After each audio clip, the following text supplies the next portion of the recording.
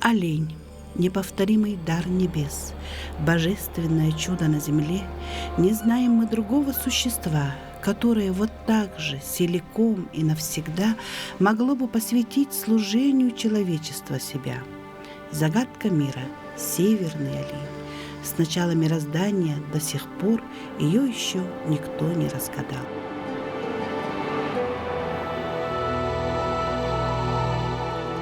Самым главным спутником северянина издавна является северный олень. Красивый, сильный, свободолюбивый олень – символ севера и Арктики, воспеваемый в песнях и стихах, хранимый в душе и глубоко почитаемый в жизни и в быту. В последнее время жители Якутска все чаще могут увидеть северных красавцев на улицах города. На всех мероприятиях и праздниках северян радуют олени.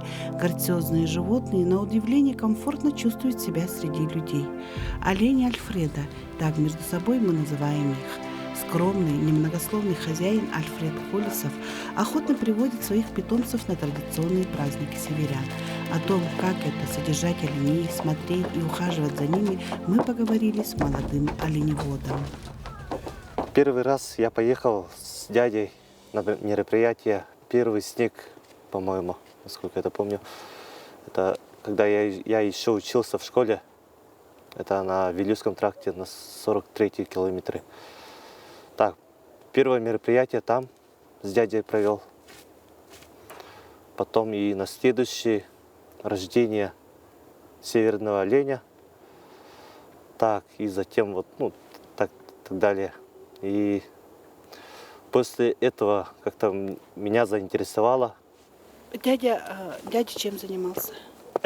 Дядя фермер, фермерство. Николай Егорович. Николай Егорович, ага. А он откуда родом сам? Сам из Намса.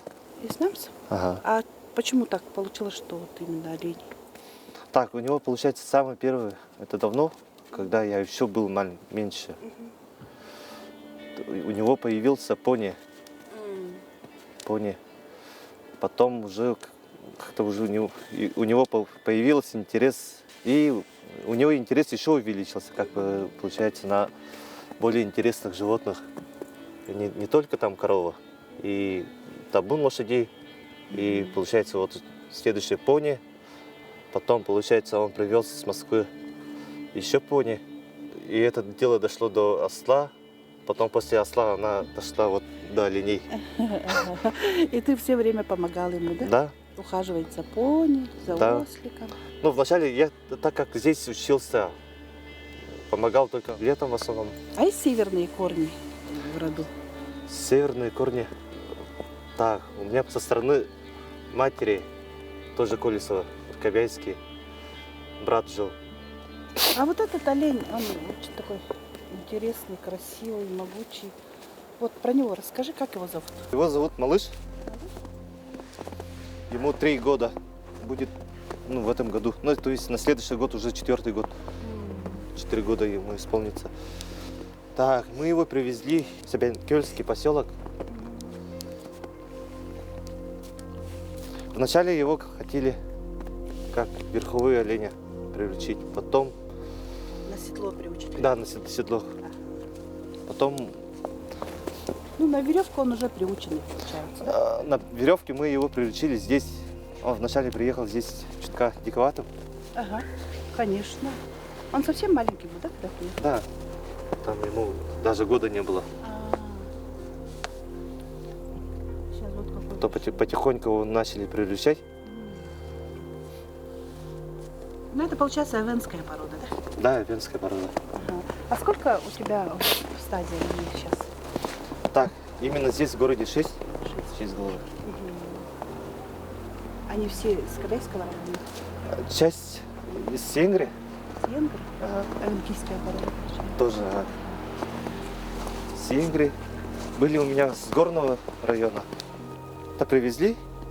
Мы его долго приручали, так как он был совсем молодым и не был приручен к веревкам и человеку. Альфред, ты же никогда как бы особо не занимался оленями, да? Не ездил в стадо, не знаешь. А как вот упряжку делать, уздечки плести. Как ты этому учился? У кого учился? Всему этому научил дядя Николай. Он в своем роде коневод, и у нас в основном, ну, мы пытаемся работать методом лошадей, скажем так, или как.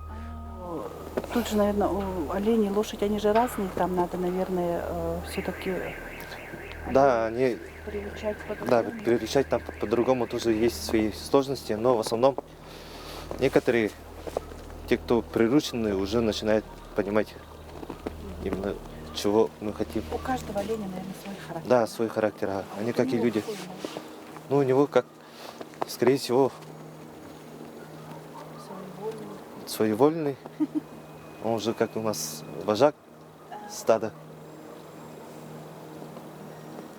Сильный. Да, сильный, ну это точно. Так, Рога у него вот такие большие выросли. В этом году или в прошлом году тоже? в этом году, В этом году большие. да, в этом году он начал толстеть и уже стремительно набирать такой вес. Но он производитель. Да, он у нас как производитель. На следующий год планируем привезти важенок и размножать здесь. Мгм. Ну, на самом деле, оленей разводить в городе или даже в пригороде это очень дорого и сложно. Зачем тебе это? Скорее всего, я к Ты ним же привык, я денег уже... не получаешь от него, дохода Нет, не нет получаю. никаких.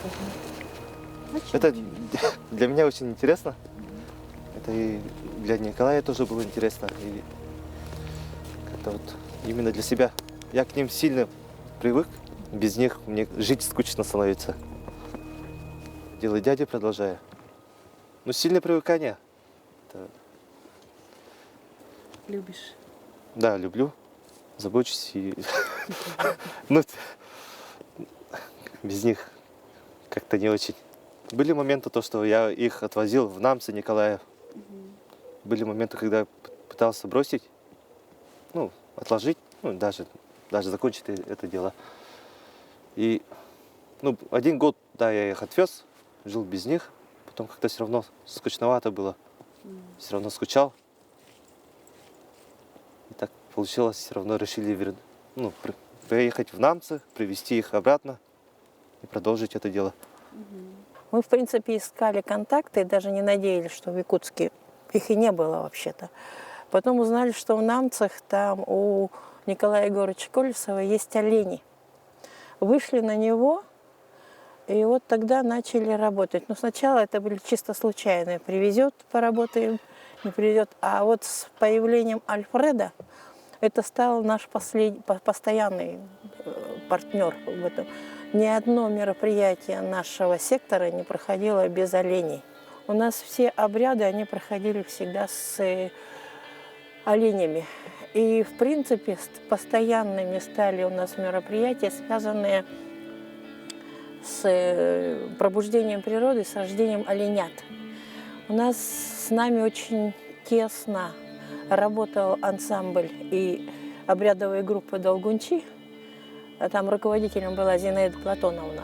Вот Зинаида Платоновна, она нас и ввела в культуру, ивенскую культуру оленеводов. Это ее был проект пробуждения природы и рождения оленят.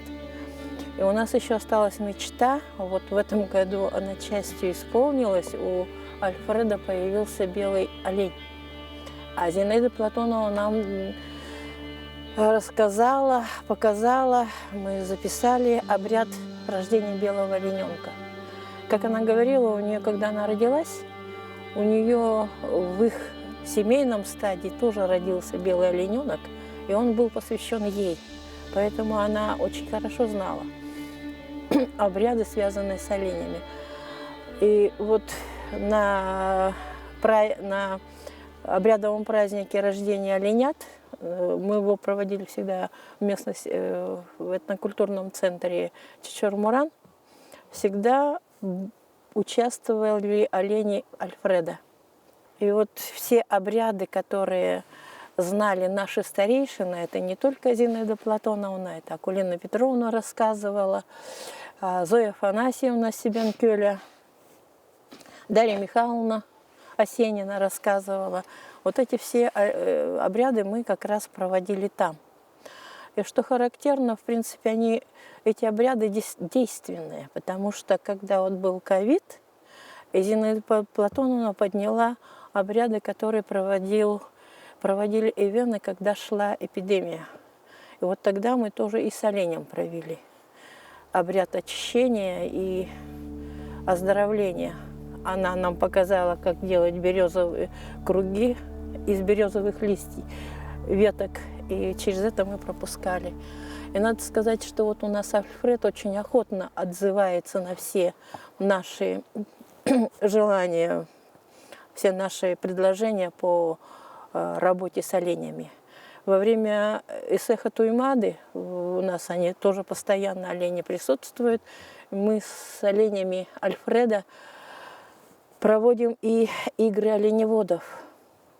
У нас ансамбли, это студенты, которые учатся в городе Якутске, они приходят в наши ансамбли, они приносят как раз вот, привносят в наши мероприятия свои традиционные навыки, в том числе вот эти игры оленеводов. И у нас была мечта, я думаю, она может получиться. Мы хотели здесь, в районе парка культуры и отдыха, сделать стойбище, настоящее стойбище с оленями, показать, как живут оленеводы, как ухаживают за оленями. Вот. И я думаю, что с Альфредом у нас это получится. Кульминацией обрядовой части праздника является обряд очищения, кормления и одевания оленей, верных спутников, надежных друзей и гордости кочующих за оленем народов. Самые искренние, самые нежные слова и чувства в каждом из нас. Олень – символ жизни, богатства и будущего. Эскен хинду арчаму, эргар мутнюн эмет тубили, мәгән танялкан мут бенит несенни.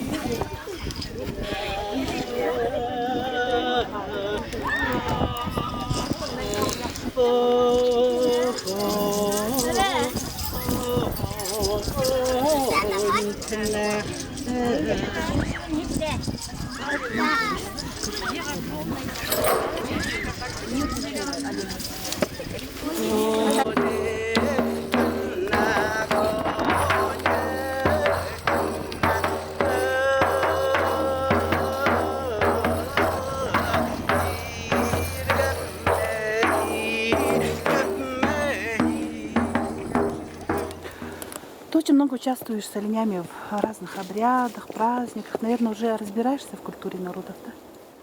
Потихоньку уже начинаю разбираться. В этом году олени ездили далеко, так еще в жару, возил в Амгу на Сахаланхо. Да, было. Как они пережили дорогу? И вообще, Да. как их транспортировать? Транспортировка, она была сложная. У нас, особенно очень долгая. С паромом были проблемы. Ну да. Да, в жару. Жарко было, пыльно было. Они не приспособлены для оленей такие условия. Да, это для них тоже тяжело было. Но в основном пыльно и жарко. Эта поездка нам почти 20 часов ехали мы до туда. Потом обратно уже чуть быстрее было. Так нормально они перенесли дорогу? Да, нормально, ага. Более-менее так. Из-за того, что мы постоянно останавливались, отдыхали. Поили, ага. Почти каждый поселок останавливались. Ну вот интерес людей к оленям же очень высокий, да? Некоторые впервые видят. Да, в основном здесь впервые видят, даже здесь в городе. И хотят. Да, спокойствие это им доставляет? Или как ты к этому относишься? Люди особо вреда не приносят, они, скорее всего, даже это помогает им обучиться к людям, к толпе, например, к звукам, не пугаться. Они такие контактные после этого становятся. сильно привыкает. Но то, что кормят, обычно следим, чем кормят. А ветеринарные работы какие? С кем ты работаешь? Прививки мы получаем на Чехова, на государственном. С самых первых дней они нас обслуживают. Работаете с ними? Да, работаем с ней. Первое время было сложно, потому что здесь оленей так, ну, опыта с оленями у них не было. Были такие сложности. Но самое первое время проблема с кормлением было то, что перебарщиваем с комбикормом, перебарщиваем там. Ну, вот у нас самого тоже опыта не было там. Ну, пропорции надо же Да, соблюдать. пропорции не знали. Ага. Это тогда еще, когда Николай занимался. Потом уже начали постепенно привыкать, то есть учиться, уже понимать, как кормить, сколько вот нормы. И постепенно у нас вот такие проблемы уже начали пропадать. Именно вот проблемы с желудком, потом проблема вот с ногами у них бывает, то, что неуклюже они бегают, царапаются. Иногда бывает то, что собаки нападают, кусают. И потихоньку вот научились лечить, избегать этого. Ну, опыт со временем. Да, опыт со временем у нас появился. Даже и хороший, даже отличный опыт. А с настоящими оленеводами ты разговариваешь, общаешься? Которые Общаюсь. Да, живут. Оленей. Да, в основном с Себянкельскими, с Кобяйского района. Вот в основном они мне помогают. В основном мы оленей оттуда привозим. Порода хорошая. Да, порода хорошая, и они крупные. А янгринские олени с сибянскими, они дружат? Да, они дружат, ага. А Они вообще вот в коллективе они как себя ведут? в коллективе Могут подраться или, да? могут, да. Они в основном, когда подносят сладости, ну не сладости, там яблочки, комбикорма, вот в этот момент они начинают вот друг друга отбирать. Ну, кто больше съест. Все хотят сладости. Вот. Это для них как сладость получается. Это деликатес типа такого. А им же надо самим постоянно копытить, гулять, ягель кушать, зелень, траву. Траву у нас, ну, летом мы увозим их в Намца. Там они пасутся, там и ягель находят. У нас есть, ну, поселки, территория и загон большой. Они там выгуливаются. Корали. Да, кораля. Выгуливаем. А здесь, получается, в городе, в городских условиях мы его в участке держим.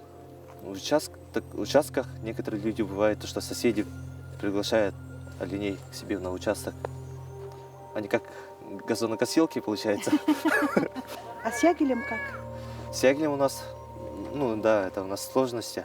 Собираем мы с середины сентября до первого снега. Мешками. Да, мешками собираем. Это тоже своя история очень. Ну, бывает, что сильно устаешь, надоедает. Конечно. А сколько килограмм или... Мешки у нас... Так, мешки у нас 40-литровые. И его полностью набиваем. Это где-то примерно 25 килограммов. Ну, смотря вот в какой период мы собрали. Если влажные, дождливые дни, она, соответственно, она по весу уже тяжелее идет. И хорошо трамбуется. Это у нас как высший сорт считается. А более сухие дни, это у нас уже средние мешки. Она по весу и легче, и трамбуется она чуть слабее. И сухие дни в основном мы не собираем, но это у нас летом только бывает, то что ежедневно, чтобы кормить. Она еще и ломается же, да, хрупкой. Да, ага. Когда она сухая, очень, ну, лучше не стоит его собирать, лучше оставить, когда вот, ну, дождаться дождей и в это время поехать и собрать. У меня планов таких много. Ну, в основном реализовать стойбище, настоящее северное стойбище здесь в городе. И размножение, опыт именно вот с детьми, с тугутами. Что жена, супруга очень хорошо тебе помогает, да? Да, помогает, ага. Ну, без нее тоже сложно. Конечно. И вот наравне с тобой она и оленей возит, Да, и ездит. да. А ты хотел бы, чтобы дети у тебя были тоже оленеводами, продолжить твое дело? Да, хотел бы. Ага. Так, у тебя девочки же, да? Девочки и еще мальчик. Мальчик? Старший, самый Старший. первый А. мальчик. Он сейчас в Мгм. школе. А он Поэтому- как сам будет, коленя? Так, ну он пока только начинает учиться, но пока еще не оседлал. Ну, поводить их, с веревочкой походить, прогуляться, он это может. То есть все равно потихоньку ты привлекаешь, да? Да, потихоньку его привлекаю. И он, получается, и в Намцев, дедушки вот Николая уезжает, и там тоже с оленями. И там не только с оленями, там и с коровами, там и с лошадками, пони.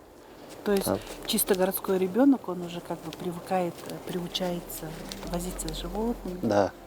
Молодая многодетная семья Колесовых всегда вместе, в поездках, на работе, на отдыхе. Жена Даяна полностью поддерживает увлечение Альфреда, а дети очень любят животных и много времени проводят на свежем воздухе, помогают родителям.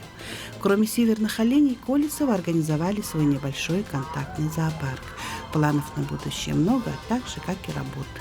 Тут в основном маленькие животные, ну и крупные тоже. Допустим, вот олени, 3 оленя у нас было в этом году, пони, ослики, козы, бараны, кролики, песчанки, ежики и так далее. То есть все самое интересное. Да, Да? контактные именно. Можно зайти погладить, Да. покормить. Наверное, очень отбоя не было от детей. Ну, этим летом прям, да. А то, что вот муж у тебя занимается оленями, вот, ты все это сразу поддержала, да? его Да, животных? конечно. Я в основном тоже любитель животных, можно сказать, поэтому в какой-то степени это тоже моя отдушина. Отдельно от зоопарка занимаюсь еще женской одеждой, то есть я продаю одежду. У меня есть маленький магазин. А дети как относятся к животным? Детям нравится. Классно. По дому там маленькие ежики бегают, на улице олени бегают и так далее. Сложно? Сложно. В чем сложность самое главное? Постоянно в суете находишься, можно сказать. И животные, и дети. Ну, это мне нравится, в принципе. А какое-нибудь экзотическое животное хотелось бы привезти? Змею хочу большую, но тоже кормление же сложное, уход сложный. Ну, всему свое время. То есть он будет разрастаться, зоопарк, все равно как бы Да. в планах в будущем Ага. есть много других моментов, наверное, да? Сны снятся про животных? Постоянно. Я постоянно думаю, что я кого-то там не докормила, не покормила. А почему так случилось? Вот у ежиков недавно выпали иголки. Это, оказывается, из-за нехватки витаминов. И во сне заходят уже ежики. То, что заболеют, мало ли что случится, пора ли к ветеринару. А мечтаешь о чем? О большом зоопарке. А это сложно в наших условиях, в Якутске, допустим, такой большой зоопарк? Наверное, да. Но пока у нас небольшой, где можно сказать. Но как со временем экзотика им появится, страус им, допустим, появится, будет, наверное, сложнее. Я хочу пожелать вашей семье стабильности, чтобы развивалось у вас дело, чтобы все получалось, чтобы страусы тут бегали, и маленькие страусята с ежами бегали. Спасибо. Богами предков, что мудрее нас, нам до скончания света дан олень. Олень исчезнет, вымрет и народ. Зачахнут тут же тундра и тайга. Олень исчезнет с ним и шар земной, сам обезлюдеет без северян. Как видно, человечеству всему иной судьбы природой не дано. Так пусть живет и здравствует всегда наш верный друг олень. И как носил, пусть носит солнце на рогах.